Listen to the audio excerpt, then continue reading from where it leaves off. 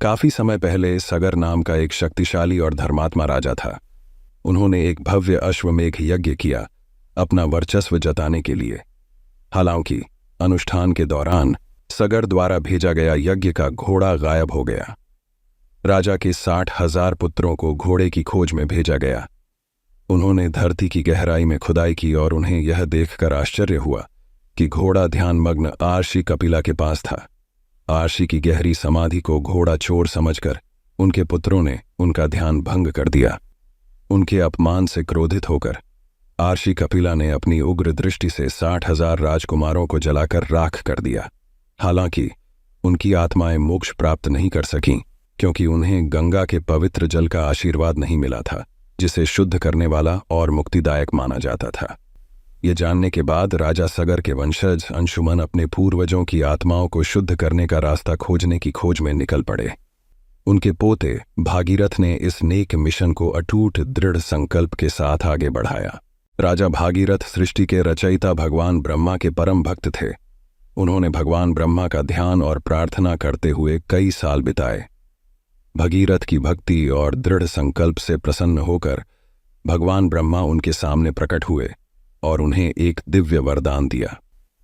भगीरथ ने विनम्रता और कृतज्ञता के साथ अनुरोध किया कि पवित्र नदी गंगा उनके पूर्वजों के पापों को धोने और उनकी सूखी भूमि का पोषण करने के लिए स्वर्ग से अवतरित हो। भगवान ब्रह्मा राजा की निस्वार्थ भक्ति और अपने लोगों के प्रति चिंता से प्रभावित होकर भागीरथ की याचिका पर सहमत हुए। हालांकि उन्होंने राजा को आगाह किया कि गंगा के अवतरण की शक्ति भारी हो सकती है और पृथ्वी को तबाह कर सकती है। अविचलित भागीरथ ने विनाश और पुनर्जनन के देवता भगवान शिव से इस महत्वपूर्ण कार्य में मदद करने के लिए प्रार्थना की। भागीरथ की ईमानदारी से प्रभावित होकर भगवान शिव गंगा के पतन को रोकने के लिए सहमत हुए।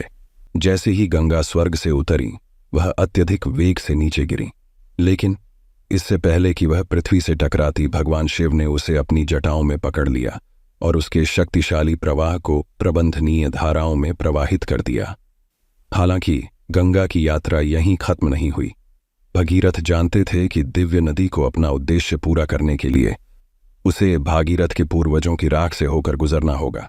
इस प्रकार उनके पापों से मुक्ति मिलेगी। राजा ने ब्रह्मांड के संरक्षक भगवान विष्णु से प्रार्थना की, जिन्होंने एक विशाल कछुए के रूप में पृथ्वी के वजन का समर्थन किया। उनके आशीर्वाद से भागीरथ के पूर्वजों की राख एक विशाल नदी में बदल गई और गंगा में मिल गई। गंगा छूते ही भूमि को पुनर्जीवित कर देती थी। जो खेत कभी बंजर थे, वे हरे भरे हो गए और लोग जीवन देने वाले जल में आनंदित हुए। भगीरथ के समर्पण और दृढ़ता ने न केवल उनके पूर्वजों को मुक्ति दिलाई, बल्कि उनके राज्य में भी समृद्धि आई। गंगा नदी पवित्रता, दिव्यता और जीवन का प्रतीक बन गई, जो पीढ़ियों से लाखों लोगों द्वारा पूजनीय है। भागीरथ के अटूट विश्वास और दृढ़ संकल्प ने न केवल अपने लोगों को बचाया, बल्कि एक ऐसी विरासत भी बनाई जिसे अनंत काल तक याद रखा जाएगा। और इस तरह भागीरथ और गंगा की कहानी इतिहास के पन्नों में दर्ज हो गई। भक्ति, लचीलेपन और विश्वास की असीम शक्ति की कहानी।